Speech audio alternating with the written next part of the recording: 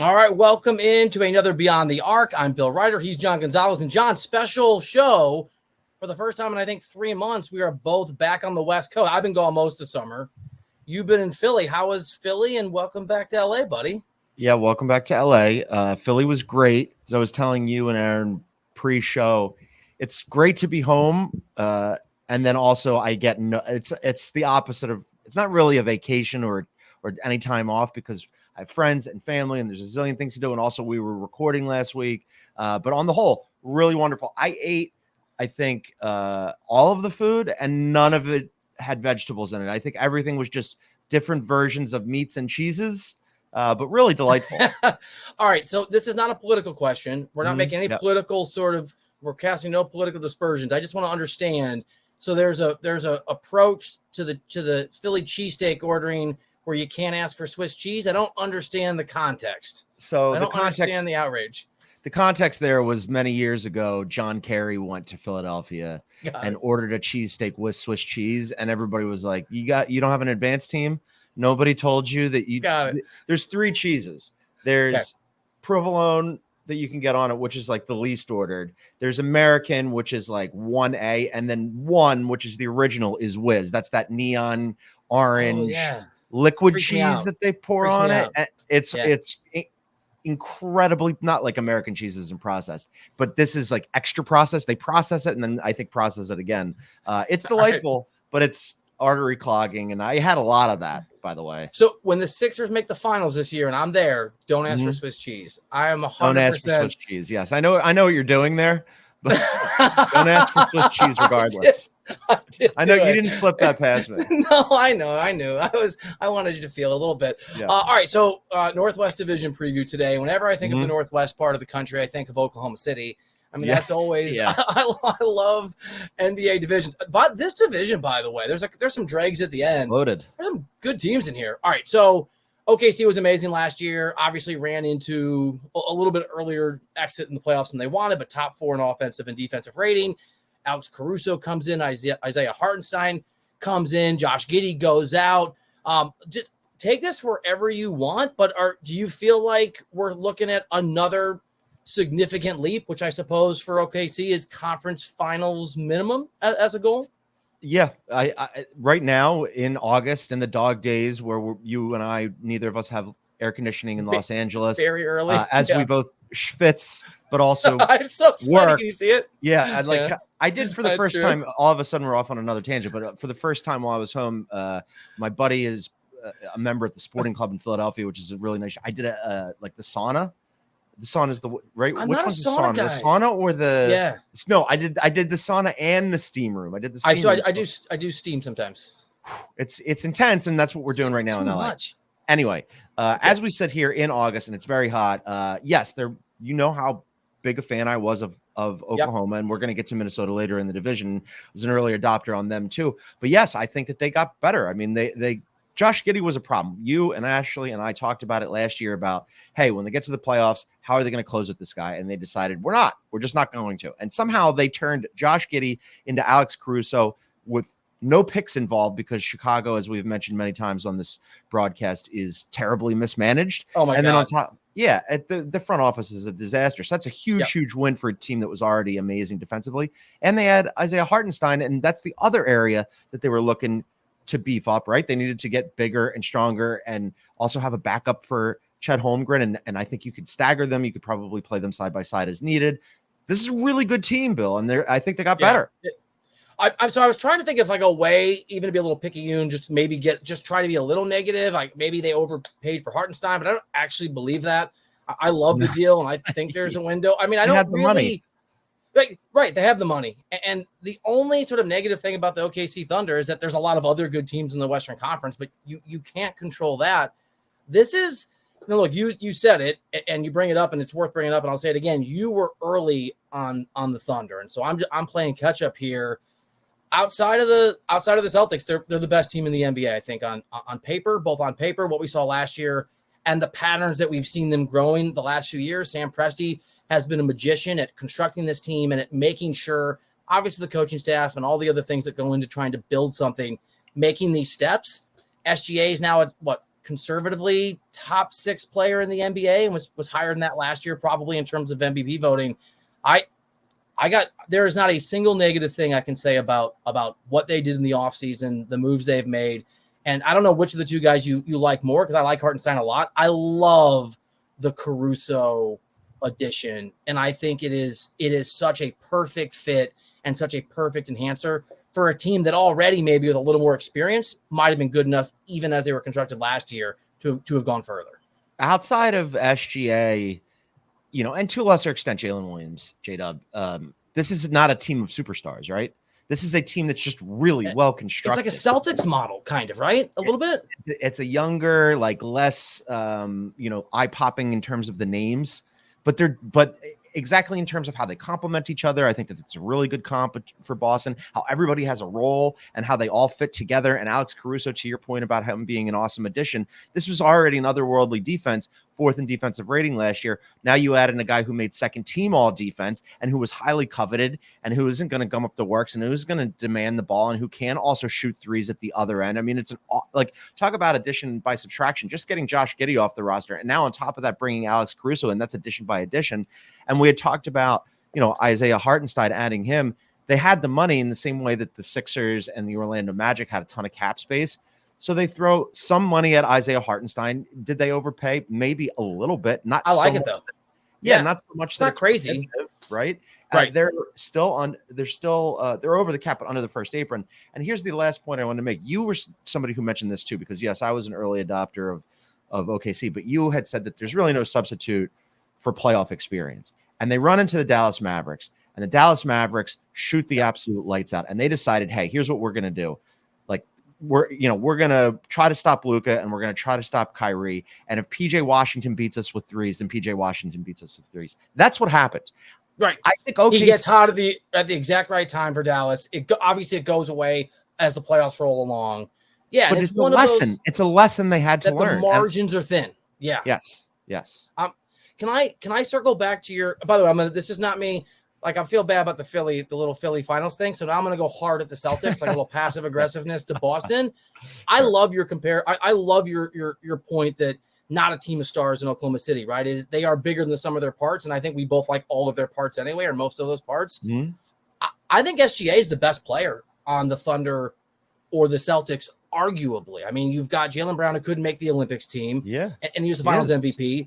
You've got Tatum, maybe unfairly DNP twice in the Olympics, wasn't the finals MVP. They're both great. Those guys are both great. I just think maybe Tatum's not quite as good as his all-NBA standing last year, first team all-NBA, and some of the other sort of accolades that come with being the best guy in the best team.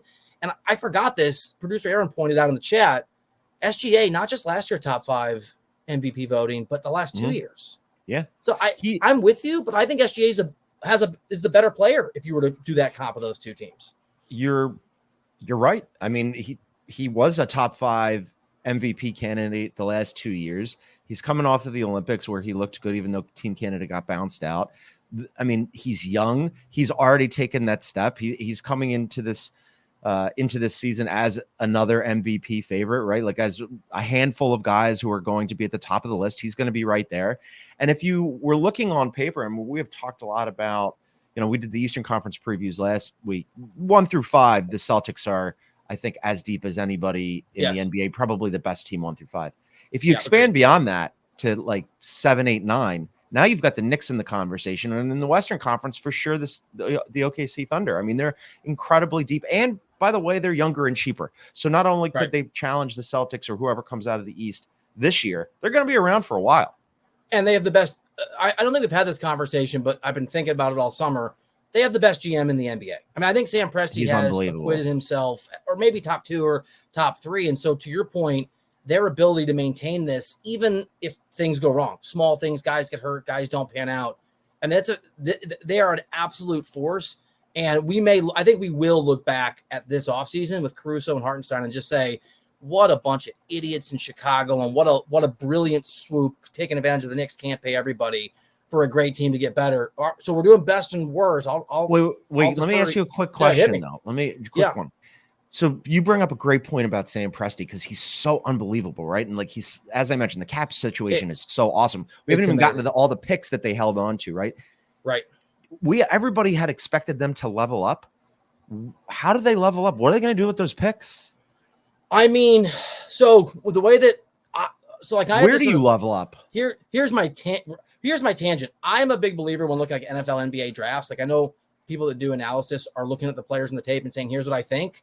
I think sometimes the tail wags the dog. I sometimes think who is making the drafting decisions sort of impacts how I view the draft. And the same thing is true with like whatever Sam Presti or Danny Ainge is up to.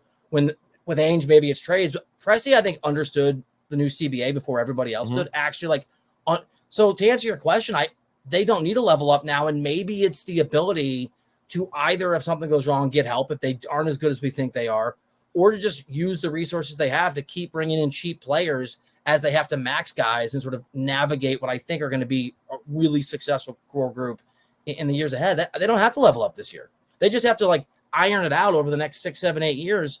So they're this level of a team and they maintain whatever guys they want to build around. I think we know who they are indefinitely. I think they're in a way the Celtics aren't. I think they're built for the long term. Man, it's unbelievable. Yeah, you're right. They can just wait. You know, they have to, like, everybody has to wait on Markkanen. Markkanen obviously would be an obvious target. They could just take the year and be really good as is, and then see if they win without him.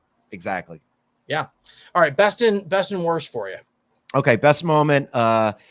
You go I think you're going to go Caruso, so I'll just take Hartenstein. I mean, it's one of the other. We're sharing, right? I was going Caruso. Yeah. Well, it's unbelievable. And then worst moment. They didn't have one. Like, they're really good. That nobody got hurt. Yeah. You know, they went through the offseason where they added 2 massive pieces. We just outlined what a great situation they are in moving forward. I can't think of a thing where I go, man, that's a bummer for OKC. Everything across the board is aces with this organization. I'm going no worst moment.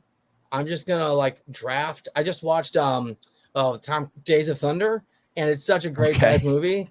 And Tom Cruise explains the science of drafting. Never heard it to Nicole Kidman on her thigh. It's it's really dumb, but I understand it now. So I feel like I can. I'm just gonna draft off your answer. I'm just no resistance, 100% with you. Sam Presti has had, it turns out, maybe perfect off seasons, multiple seasons in a row, including this one. We are on Beyond the Arc. He is John Gonzalez. I am Bill Ryder. So we've got 2 really good teams that remain in this division. Then we've got, maybe you can find something nice to say about Utah or Portland, but we're going to start with the 2 big boys, Denver and Minnesota, coming up on Beyond the Arc when we come back in just a minute. College football is back. SMU at Nevada on CBS Sports Network. All right, welcome back into the show. Bill Ryder, John Gonzalez.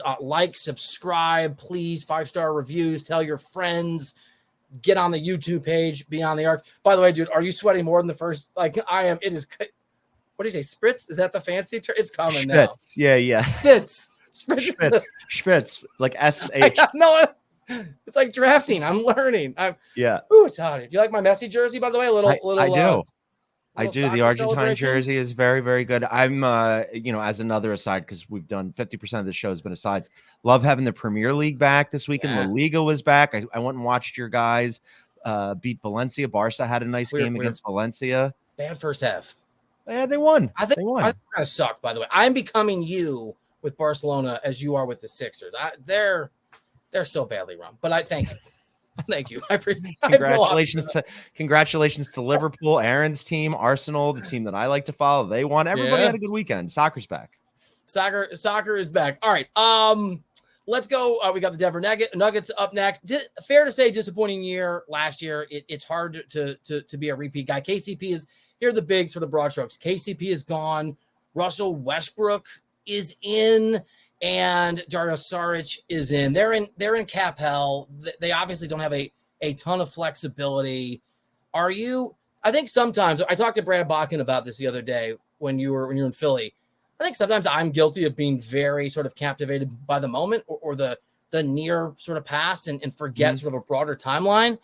Teams do lose championships, right? Do have off seasons and then have lots of success going forward. And just because you trip up at one point on one run doesn't mean that it's over, that it's done. And the Spurs were a great example of that, I think, over their time, over the sort of 20 years they had that run. Are we still high on Denver as a top 2 or 3 team in the NBA? 2 or 3 team in the Western Conference for sure. Yeah. I still have them. I still have Nuggets and OKC and the Wolves jumbled up at the top. And then also, Right. you know, we've talked about it. And then the Mavs, right? The first 4 really feels like it's pretty cemented. You got Dallas that high. I'm so unsure. Yeah, well, I mean, I could be talked into somebody else in the 4 position, but for sure that 5 through 10 pack is going to be a dogfight. And I don't think the Nuggets are going to be in a dogfight because as you mentioned, you know, sometimes we forget recency bias, whatever. I mean, we were reminded this Olympic season how good Joker is, right? I mean, he's otherworldly. He almost single-handedly willed them to a victory over a Team USA roster that was absolutely outrageously loaded. Yeah. So as long as you have him, you have a chance. Now, that said, cap situation isn't good. Losing KCP really not good. Yeah. And then we have talked about this as well. Okay, so what can you do now, right? You're kind of handcuffed a little bit. And our solve for this, at least in theory, maybe, right, is they unplug Michael Porter Jr. and see what they can get for him because that frees up some money. And then also you could turn them into multiple pieces while you can still aggregate salaries. I don't know, though. Do they want to? That's extreme. His value is at probably a fairly low point relative to sort of since they paid him. Here's another thing that I was wondering, to your point about Joker, and we had this talk during the Olympics, and I know that obviously Serbia lost to USA and then they got the bronze, but even in a loss, I sort of reevaluated my Joker all-time rankings possibility from, okay, the guy's a top 15 or whatever it is player of all time too. We'll see what happens, but maybe this guy is Steph level, right? Not quite LeBron level, but maybe when we look back, this guy is going to be one of the 5 or 6 or 7 best guys of all time. And if that's true, a lot of those guys, true for LeBron, true for Steph, true for Mike, true for other guys in that list, sometimes they elevate their shine, their glow shines on people and makes them look a lot more beautiful than they actually are. I'm a little worried about Jamal Murray. I just like a little bit, not a lot. We've not a great summer. Not a great summer. And we've talked about how Joker's never played with an NBA All-Star or an All-NBA player. And it always felt like that was true, but Jamal Murray had been slighted. And I've somewhat reevaluated. I'm not as convinced that Joker has any great players around him. Porter Jr. obviously stock is low, and Murray with the Canadian national team and sort of last year, even in the playoffs, are we sure that we know Joker's amazing? Are we sure Denver's as good as we thought they were 6 months ago? Yeah, I mean, again, I still think that they're really, really good. But as good as we thought that they were 6 months ago, no, because I think 6 months ago, you know, without looking at a calendar, we still believed that they were going to come out of the Western Conference. And then all of a sudden they looked not invincible. They looked vincible against the Wolves, right? They didn't, I don't know. I liked it. I'm learning so. No, I'm making them vincible. I like it. They look like when you go at the King and you prove that he can bleed, all of a sudden they're not as scary, right? But like Joker is just so good that he raises the bar for everybody. But the Jamal Murray thing is a problem, right? Like you know, there have been moments where he hasn't played up to the standards that he did when they won the championship. Many of them happened this past season and then this offseason in the summer. And oh, by the way, and tell me if I missed this, I might have blacked out while I was in Philly eating all that meat and cheese, hasn't signed his contract. So that's, the longer that goes on, that more that makes me scratch my chin and go, oh, I mean, I'm sure he will, but that makes me a little nervous. And this is a much smaller quibble, but the Russell Westbrook edition, I hate it too. I'm trying to talk myself into certain things working I don't love because maybe with Joker, I just don't. That has been a pretty well run front office. Although, again, maybe we've given them too much credit like we did Jerry Krause 30 years ago because of Mike, or 35 or whatever the hell we're at now. I don't understand what Westbrook brings of value. It was a bad – yeah, man, I'm with you. It was a bad bench to begin with. Okay, yes. And then all of a sudden you're like, oh, well, what we're going to do is we're going to elevate Christian Brown. So now that bench becomes even thinner. And, oh, you lost Reggie Jackson. He's going to be one of 75 guards for the Sixers. And so now Peyton Watson, who I think will be a good player, especially defensively, he's going to have to play significant minutes.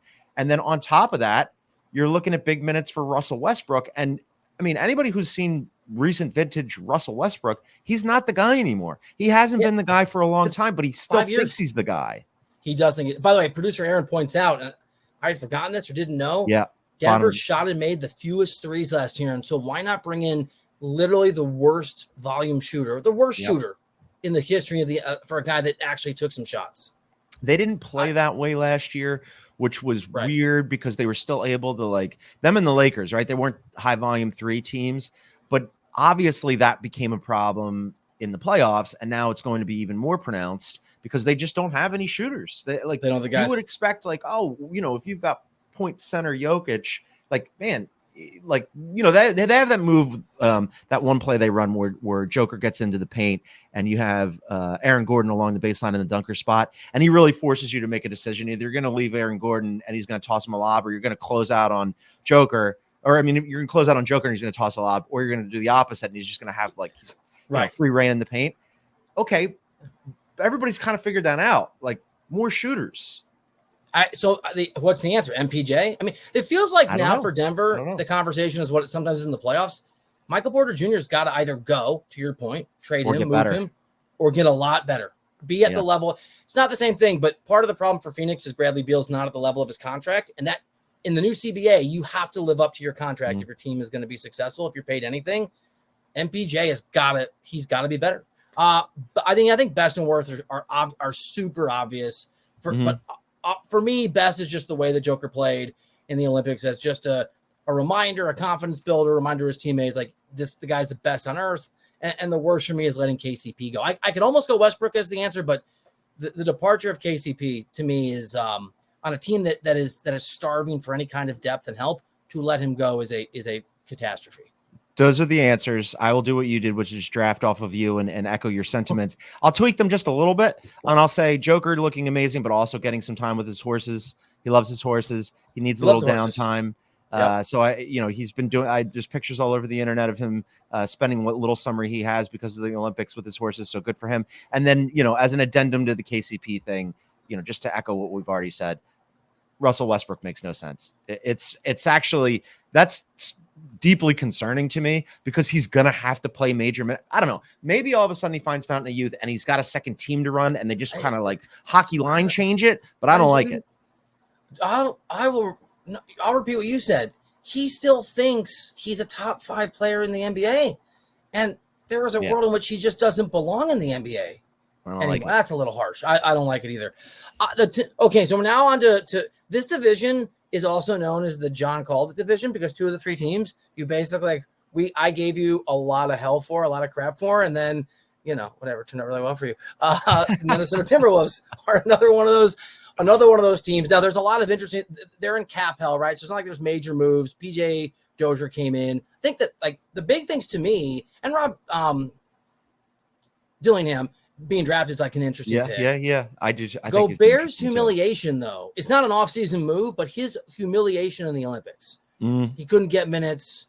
Draymond flying out to enjoy his suffering. I think that's an interesting component. I guess on the positive side, Anthony Edwards having that Olympics experience and having some moments is really significant.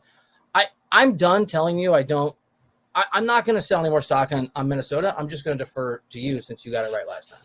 Well, it's not that I got it right because it's not like they made it to the NBA championship, but I was bullish on. Yeah, they were good, and I believe. Well, I was, the Denver thing was sort of surprising. I was confident that they could beat the Suns just because I thought that they were a more complete team. That defense is really good, and the Suns, I just didn't think that they were ever consistent enough. Best defense in the NBA last year. Best defense in the NBA, and so I want to see this year. I would like to see Ant level up and really become the Ant that we saw for a lot of the playoffs, the Ant that we saw for a lot of while Karl Anthony Towns was out, and the flashes that we saw at the Olympics, the bravado, that would certainly help. The Rudy Gobert thing, it continues to be interesting, and we've talked about it. I think it was on a show with you, me, and Ash, where we're like, people love to not like him, but I'm not sure that the eye test really proves it out. Like, yes, it wasn't a great look for him to have to ride the benches. Draymond Green said, if you're riding the bench in the Olympics for any team other than Team USA and you're an NBA player, not great. Confidence is not great. I'm worried about it bleeps with his head, that it messes with his confidence. Could, but then I think, look, he's won 4 DPOYs. And here's something else I found. Widely mocked now. You're right, but widely mocked. Widely mocked now. Widely mocked, but then people go, well, he's not a good offensive player either, or he hurts them in the playoffs. I saw the stat. It kind of blew my mind. I wanted to see what you think. Of all the defensive player of the years in NBA history, in playoff history, the top 5 offensive performances by those defensive players of the year, 4 of them are from Rudy Gobert. Wow. I mean, I did not know that stat. Just among DPOYs. So a lot of them are offensively challenged, but I'm saying he's a better player than a lot of people give him credit for. It could be a mental thing. It could be that. All right. So there's a lot of other weird, there's an ownership dispute we've talked a lot about. We don't really know who's going to own the team and who's going to pay for it. And they are in cap hell. I'm going to propose something to you that I'm not saying that I think they should do. I'm saying I think smarter people than me in that front office should seriously contemplate and see what the market is. And this is a soccer thing, right? Where you see soccer teams are going to talk about something, but doesn't mean it happens. What about just contemplating the idea of moving on from CAT? If you can sell at a really, really high level, create yourself some flexibility, because I think you could get a significant return on CAT today that I'm not sure is true a few years from now. Would you be open to that? I thought you might go that way. And yes, I would be open to it. Now, it depends on the return, right? Because one, if you were going to do that, I'd really want to get some more financial flexibility because they're over the second apron and they can't aggregate salaries. I don't know how they do it. I don't know how they pull it off. In theory, though, the idea of moving on from CAT, especially because, they looked really good when he went down last year. And they have the 6-man. Ant leveled up. Ant leveled up, and also Naz Reid is really nice redundancy there, right? Like you have kind of like you love Naz Reid.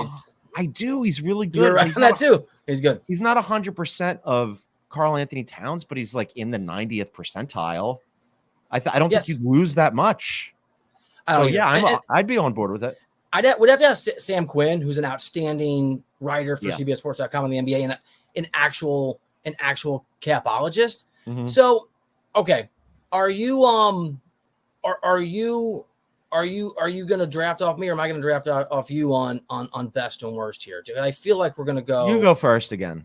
Okay, so best for me is going to be, because there's not a lot that they could do. Best for me is going to be Anthony Edwards' experience in the Olympics, and maybe I've made too much of that over the course of these podcasts, but I actually do. Guys have told me that it's a significant game changer for non-superstars who sort of get to go to that level and maybe experience that level of camaraderie with real stars and how they work and go about winning a gold and how that feels and all that.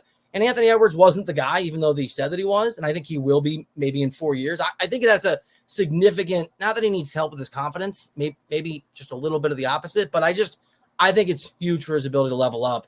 And then there's not like there's a lot of moves they can make in this cap reality is what it was. So I'll go with just my slight concerns that Rudy Gobert is going to be a little impacted by. I thought the noise of how much he sucks, which you and I do not agree with, I thought it transitioned a little bit from being in the media and sort of former players winking about it to just former players and players talking about it openly on podcasts, Draymond flying out. So it's amazing. I mean, I did that flight this summer. That's a long ways to go. West Coast to the Paris to Paris / I was Barcelona.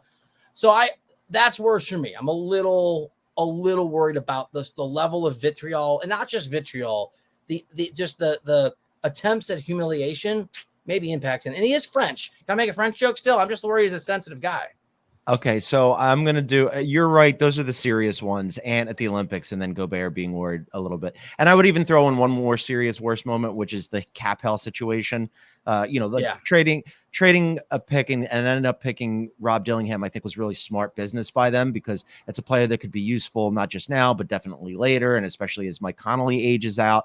But being locked up in that cap situation, especially when you don't know what's going on with ownership and it doesn't look like it's going to resolve itself well or quickly, that makes me a little bit worried. I'm going to give a tongue-in-cheek best, though. So there was a moment at the Olympics where Rudy Gobert fell into Joel Embiid, as we mentioned this before, his area, and Joel Embiid resisted the urge to DX crotch chop his head.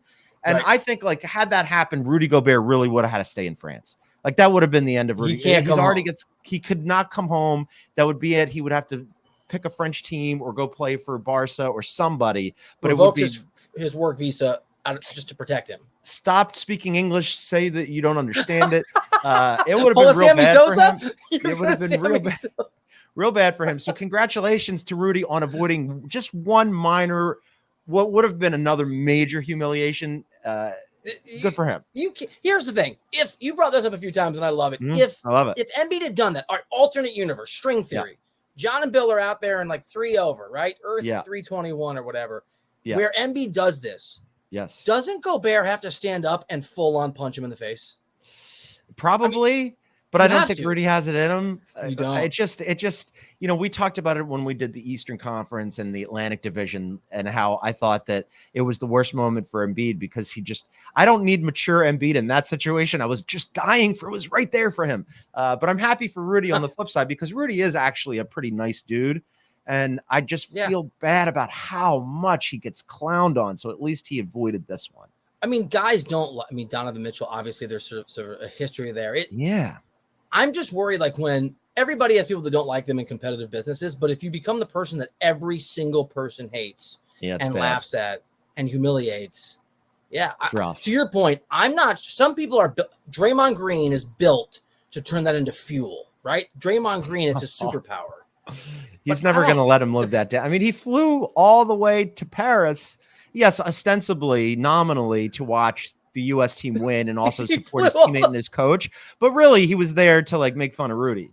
Absolute, beautiful, pure humiliation. Are we? I haven't checked with producer Aaron. Are we required to talk about Portland? Am I allowed to even say that? Am I going to make Trailblazers? I don't even think Trailblazers fans want to talk about the Trailblazers. A buddy of mine does a Substack on Portland, and I read it because he's my friend, and I can feel how painful it is for him to write it. But we're going to get there, right? We're going to get there. You're committed. We're in. I think Joe Cronin's not very good at his job. All right, so we are going to talk about the Utah Jazz. That'll be interesting. I think that'll be interesting. And the Portland Trailblazers, which I'm just giving up on, and John is going to make really interesting because he's a pro and I'm a hater. And that is next on Beyond the Arc. At CBS Sports Golazo Network, we're bringing you the game. This is Messi, breaking down the game. This is unlike anything else in the world. And changing the game. Get it all for nil. That means free. Whoa. And all day long. 24/7. All right, welcome back into the show. He is John Gonzalez. I am Bill Ryder. Please, wherever you get your podcast, subscribe, go to our YouTube page, Beyond the Arc. And we've got some cool stuff coming up the next few weeks. We're sort of workshopping. This is a live programming alert, but John, you had the idea, and I love it, to maybe do over-unders on all the teams. And I've had this goal my entire life to bet every single team on the over-under and see how I do at the end of the year. I don't know if I'm allowed to do that anymore. Did you see this? The NBA put out a rule you can't bet on any of the awards that you vote on, which I think is a good rule. I think that's smart. So I don't know if that means I should stop betting on NBA games altogether. I think that's more of a CBS internal question, like on actual betting on games. But for your awards ceremony, don't do that because you don't want the NBA to revoke your vote. Of course, the old CBS rules, which I've always followed diligently and will continue to do in every single way. John Gonzalez, Utah's in an interesting position. I think a lot of us thought that Lauri Markkanen was going to be moved on, that Danny Ainge was going to pull some big move there. I mean, there were some moves on the fringes. Do you care about Drew Eubanks and Patty Mills and Chris Dunn going away? I mean, Russell Westbrook was a part of that team for about 3.5 seconds as part of some of those shenanigans. The big news is Markkanen and the fact that he is going to be there this next year. I actually, again, what I said about Presti earlier, I don't hate it because I trust Danny Ainge to know what he's doing. And either he thinks he's the guy to build around or he couldn't quite get the price that he wanted, but missed opportunity by Utah because the one criticism is I don't really know. They're not in full tank mode, right? They might be too good to guarantee they're in the flag sweepstakes. And so maybe that's the criticism, but I tend to trust Ainge knows what he's doing. Danny Ainge is unbelievably smart. I mean, we say it all the time that if you're going to get into a deal with Danny Ainge, like check your pockets afterwards, because while you're, checking your cards and playing your cards, he's going to be picking your pocket, and he does it all the time. And certainly he did it with the Sixers multiple times. So he's really, really good. I'm with you. I mean, on the one hand, like keeping Markkanen for the year, like re-signing him. Markkanen basically like penciled in a no trade clause for 1 year, a 1 year no trade clause by waiting the extra day. And I think that's the price of doing business. And Danny Ainge was like, that's fine, because his contract now is valuable. He's valuable as long as provided he doesn't suffer like a massive injury this year. Then they'll deal him next offseason. Fine. The risk you always have to take when you pay a guy, right? The question is, in the Western Conference, they're not going to sniff, or at least they shouldn't. They're not going to sniff playoff contention. They're not going to sniff probably play in contention, and nor do they want to. But does Lauri Markkanen make them just good enough to like not be a super tank team and not be in that like real Cooper Flag sweepstakes? And then if he is, then you got to look around the team and go, all right, well, who else can we offload? I think you can get something for Colin Sexton. He had a good year last year. Jordan Clarkson's been. I like him too. Jordan Clarkson's been there entirely too long. I have no idea why they didn't trade him 2 seasons ago. I think if you look at this team and you go, we like Keontae George. He in Summer League, I can't believe he went back to Summer League. He played 1 game in Summer League, and I was like, what is that kid doing there? He is infinitely better than everybody else. Keontae George and Lauri Markkanen, and everybody else can go. It's still a full rebuild. That's the thing is they're still in full rebuild mode, but they haven't begun the rebuild. Not really. Yeah. No. All right. So is there a world where I meant to bring this up too with we're talking about the Timberwolves. There's a bunch of money that's going to flood into the league because of the new rights deals that are astronomical. It'll increase the cap. They expand the NBA at some point. It also floods billions of dollars into the world. The Markkanen deal, and this tends to happen in the NBA, those contracts tend to look really good 2 or 3 years later if you can time it properly, which Ainge has done. Like what Markkanen is making per year is the market rate now. It may not be in a couple of years. So it may be also not just a really good player. It might be a really valuable it might be a contracted value that elicits even more. Like what is the right return for Markkanen given what we've seen for all the going back to Gobert, which was also Danny? I don't know. We mentioned OKC before, right? Like a couple of their nice young players. For sure, I'd ask for Kason Wallace. I'd ask for a bunch of their picks. It's probably valuable though, right? Because you're not gonna. Well, I mean, right. Well, you're not being on Cooper Flag, but I don't know what the future drafts are because neither of us are draft experts. But you'd need a bushel of picks. Kason Wallace, probably the other Jalen Williams, J Will, not J Dub. Maybe you're asking for Lou Dort. Like that's kind of like you'd want a big haul from Markkanen, especially because not only is he really good, but as you mentioned, and astutely so, that contract's going to look a lot better in a couple years. But I would look around and start like seeing what you can get for some of these other pieces. Producer Aaron asked about Walker Kessler too. Yeah, he can go too. I'm not like Walker Kessler's fine. I don't know that I need to. If I would say to everybody, look, we're open for business. You can have anybody except for Lauri Markkanen, and you can have him in a year's time. Yeah, and the thing right. I mean, it's so how far off? Let's operate under the presumption that you and I both have that Ainge is outstanding at what he does. I had this talk with Brad, top Presti, I think might be the best GM in the league, and I was trying to think who would sort of push back on that. You can make a case for Ainge. You can make a case, I think, for Brad Stevens and what he's constructed, Ainge. But it's 2 or 3 guys. Daryl Morey, there's I would say put Morey on there. I don't think. I would. I think there's probably. High. I've always said that there's probably like a group of, I don't know, 5, maybe 6 GMs that you just you'd be happy with any of them. Buford in San Antonio doesn't get a lot of credit, but 100%. And obviously Tim Connolly, right? I mean, he built. That's a good. He built 2 teams, so now all of a sudden you are kind of in that 5 range. And I would be happy with any of those guys. Now, of those guys, I'd go Presti first, and I'd be real hard pressed to pass up on Danny Ainge if I had the second pick, just because he's done it so many times and he's so smart. So let's say that we're right, that Ainge is the second best GM front office guy in the game. What year does Utah become sort of like the Orlando, OKC Houston thing? What year do they become a play-in team, a playoff team, a contender? Because it feels like where you're trying to go. Feels like we're still a long ways away. He's been there for a little bit. It's not like he got there last year. Yeah, I think they are a little bit away. And the difference I think OKC is obviously the model, and I think eventually they could get there, and he's smart and he could build slowly. But the slowly component, is a problem, or at least a little bit more of an issue, and gets protracted as opposed to OKC when you don't have an SGA, right? When you don't all of a sudden also you add in a Chet Holmgren and Jalen Williams turns out, so you really hit on him. And oh, by the way, Lou Dort he didn't make all defense, but he's an all defense level wing like that. These things help, right? Oh yeah, you have so many picks you can swap with an idiot franchise in Chicago who I'll never stop hammering. One of the guys that you wanted off your roster. I'm sorry. I'm not a fan anymore, but no, I know. But in exchange for an actual all defense, second team all defensive player, it's just going to take a little longer because you don't have that top 5 MVP candidate. So you make a great point that I hadn't thought of this. So one of the main, there's a lot of reasons OKC is great. Presti pulled off a lot of moves. But one of the things, because it's a little way back, that is just mind-blowing now, when he moves on from Paul George, he gets SGA, and it turns out SGA is the best player in that trade, right? Mm-hmm. SGA is the cornerstone of what the Thunder are building. Maybe he is smart enough. Maybe part of the marketing thing and waiting and paying him, and not. Maybe he's just waiting to move marketing for a guy that he recognizes as a future star that another team doesn't. Maybe there just wasn't the right piece there that he, like the Billy Bean sort of thing where he knows who the guys are better than the teams that have those players. That could be. Let me throw one more at you. That could be. They could be that just there's a way to turn marketing into that guy. There wasn't the piece is coming back. He didn't see the ceiling he needs.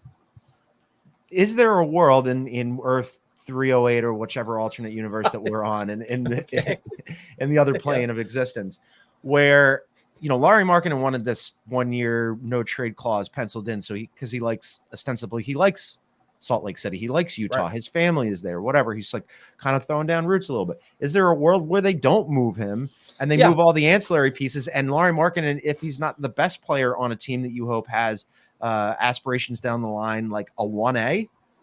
So if you could get bad enough and then lucky enough to draft Flag, I think it 100% flips the script, right? Because Lauri Markkanen is not the guy. I don't think you're going to build around where he's the guy. He is the piece that comes in and is sort of the final building block that takes you to another level, or maybe salvages the illusion you can compete, like if the Warriors had gotten him, right? Warriors get him. You have a sort of a little bit of life now with Steph. And if OKC had gotten him, I mean, that would have been amazing. But if you flip it, the thing is, you have to, if you're Utah, you have to have someone else, I think, who can be a top 5 player in the NBA. And that's not him. He's really good. I don't think he'll be top 5, but I wouldn't shock me if he was all NBA. I mean, one day I could see him top 15 to 20. I could see him in that neighborhood. Wouldn't shock me. Are you up for before? Let's do best and worst. And I have a rant. I'm just asking. It's a random. It's not even a part of this division, but I asked Brad this. I've been thinking about this. We have to do these top 100 rankings for what guys will be next year when the season ends. I have Wemby right now at 7. Okay. I want to put him higher. Am I crazy to think Wemby could finish next year as a top 5 player? No, you're not crazy. I mean, he could absolutely be a top 5 MVP candidate. He could be first team all NBA. I mean, look, he was first team all defense in his rookie season, and he was otherworldly. And, we talked about how it was Rudy's year last year, and the next 10 could be Wemby. That's not an exaggeration. And so just that as his baseline, if he is somehow, and this, I don't think this is going to happen, but if somehow he is plateaued or even regresses a little bit offensively, he's still unbelievable. Yes. And I don't think that's going to happen offensively. I expect him to be better. So that's the other thing with Utah. And maybe I'm giving Ainge too much credit that I wouldn't give if the guy's name was John Smith for how long it's taking. But if you look at the landscape in the next 2 or 3 years with what you have in Utah, or what you could you're not going to compete against the Spurs. You're not going to compete against Denver. You're not going to compete against probably Minnesota. We'll kind of see how things work out there. Who am I forgetting? You're not going to compete against. There's somebody else that I'm totally. Did I say the Thunder? I mean, there's not a way through the top 3 or 4 teams for several years in the Western Conference. Yeah, I think we're giving Ainge a lot of slack, but I think he's earned it. Again, I think he's so good. Look, it's hard to build a championship team. There are a lot of smart people, especially in Utah. You know what we just did? We spent a whole show feting and lauding, and rightly so, Sam Presti. Sam Presti has not won a championship. Daryl Morey, since his inception, in the NBA since taking over. I believe he took over the Rockets in 2006, has consistently made really smart moves and has his teams in position to potentially win. Has not won a championship. Daniel You could be the smartest guy. Yeah, that's what I mean. He's one of the full stop, one of the smartest general managers in league history, and he won one. It's hard. It's a great point. It's especially in Utah or San Antonio, where you have to, in OKC, you're not recruiting players there. Now, if you build a winner, now Oklahoma City, if you build a winner, and they've done that, maybe you can go get, maybe a veteran will agree to go at the end of his career, right? They'd move out picks. But if you're trying to build something, you're not getting any players that actually move the needle into Salt Lake City. And I like Salt Lake City. I once won $1,000 in a legal poker game there that I couldn't. My first time there, I walked into a bar, it defied all my expectations. You were in a bar playing an illegal poker game in Utah. You're lucky you got out of there. Salt Lake City. Unbelievable. Counterculture. All right. Best and worst. I have no compelling thoughts on this particular thing. Who do you got? I will save us both. It's the same answer for both, and that's signing Markin into the extension. It's good that they signed him, and also not great that they signed him. And they, it's good that they signed him, and then he takes the extra day, and so he can't be traded. So it's kind of like, again, price of doing business, which is fine. I think Danny will figure out a way to make them worse on the margins and get as close as they can to being as high as they can in the Cooper Flag sweepstakes. But yeah, it's marketing. All right, we're gonna do the Portland Trailblazers. Yeah, let's do it. I've always had a soft place for Portland in my heart. So full disclosure, I love Portland. Dude, I'm a Neil O'Shea guy. I know that's not pop. I thought he was a very good GM. I thought he did a really good job with that organization. They were perennially competitive, whatever. He got run out, right or wrong. Joe Cronin takes over.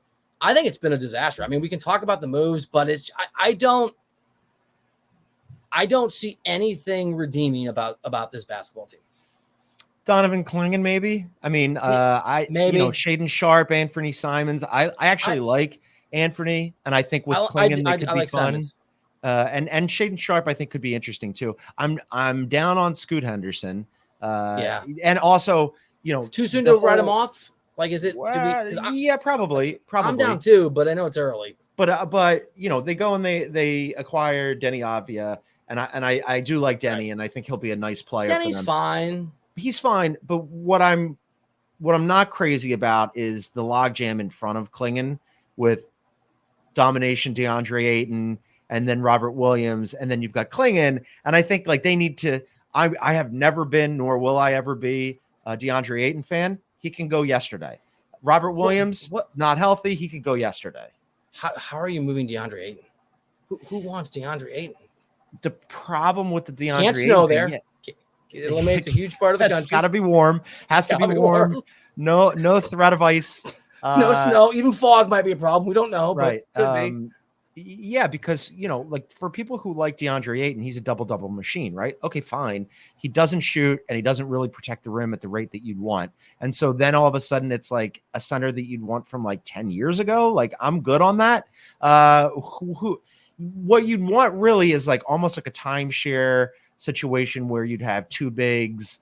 Maybe he's not playing 30 minutes a game. Maybe he's playing 22 and the other guy's playing 26 or vice versa. And he would have been OKC would have been a good spot for him as a backup big. That's a team that could have used a DeAndre Ayton. Yeah, I mean, like the problem is OKC has such an amazing culture, and as you know, they protect that very jealously. And I don't know if he, you have to sort of want to win and or go to work and or get along with your coaching staff. If you're always the problem is usually you, right? I mean, if you're the problem. I'm trying to think the Knicks obviously can't pay him. They would have been a team that could use him after Hartenstein leaves. But this is when I'm thinking about DeAndre. Call Chicago. Yeah, right. Exactly. Maybe there's a way to get. You know what? I don't know. I have to look at Vooch's contract situation. Vooch needed to go yesterday, but maybe Vooch is getting towards the end of his contract, and you could flip. I don't know. Right. I don't know how the money matches. I haven't looked at any of it. But this is when we're talking about DeAndre Ayton. Now I'm thinking of him as like a 1B center, right? Like instead of like the main guy, I'm thinking of him as, the Sixers would like an Andre Drummond type. That's exactly what he is. Right. But the thing about Andre Drummond is the guy wants to compete, right? He wants to play that veteran role. Yeah. I don't maybe DeAndre, maybe Ayton can get there. Here's my other worry about Klingon. I like him as a player, and that, let's be honest, I like what other people around the NBA have told me about him. That organization has not done a good job since McCollum and Dame, which is a long time ago, at developing any of those young guys. I mean, they just, I know you like, but none of those guys project to be a top anything, 10, 15, 20 player in the NBA. Yeah, that's fair. And they've drafted guy after guy after guy. And so, not that Kling was ever going to be that. I don't know that I trust Cronin, who is the GM. And I think that I have heard, and I think that organizations run a little shoddily, a little.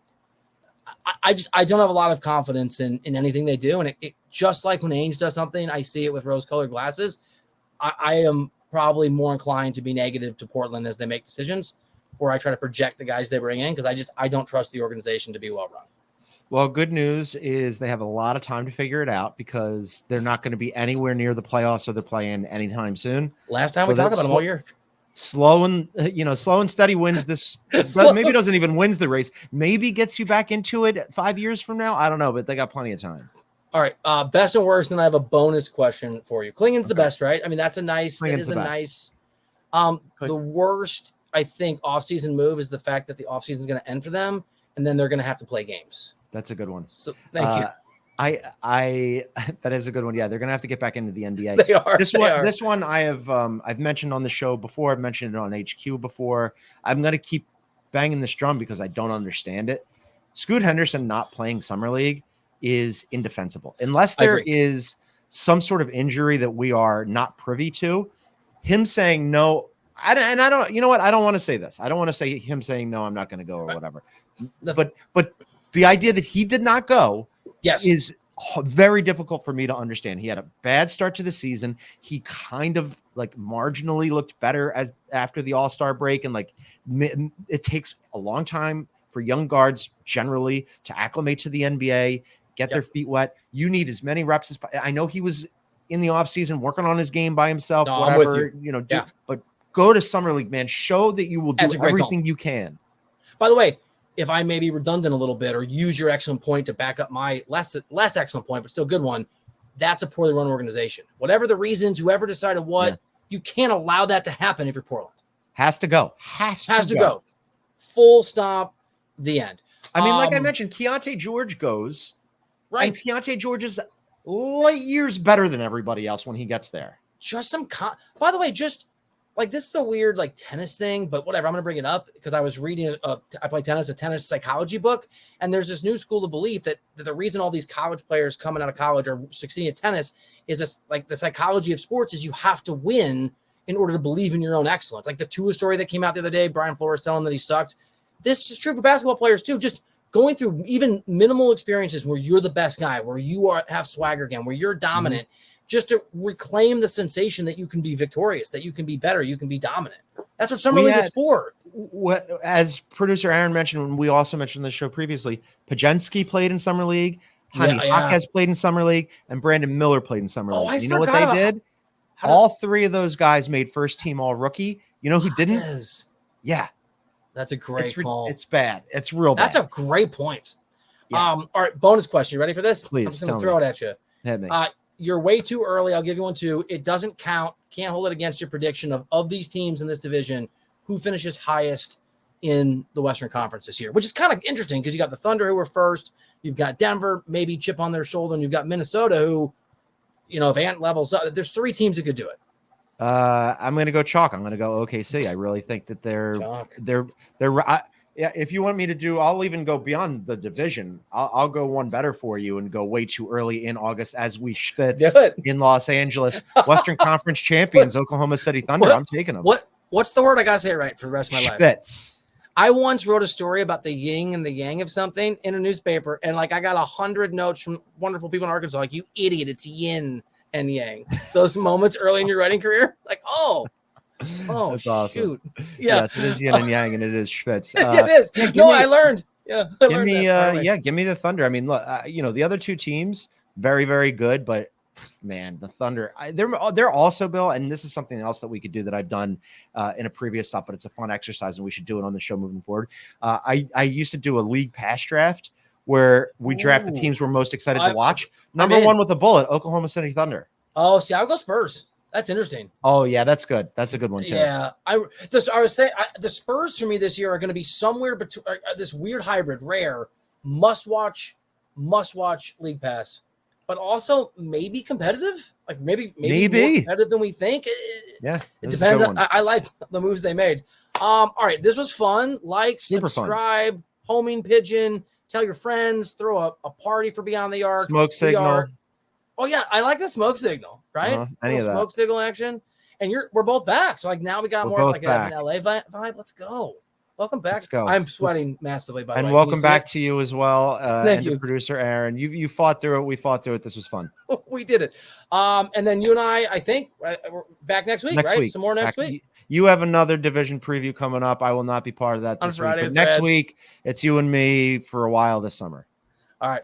He's John Gonzalez. I'm Bill Ryder. This is Beyond the Arc. Thank you for listening.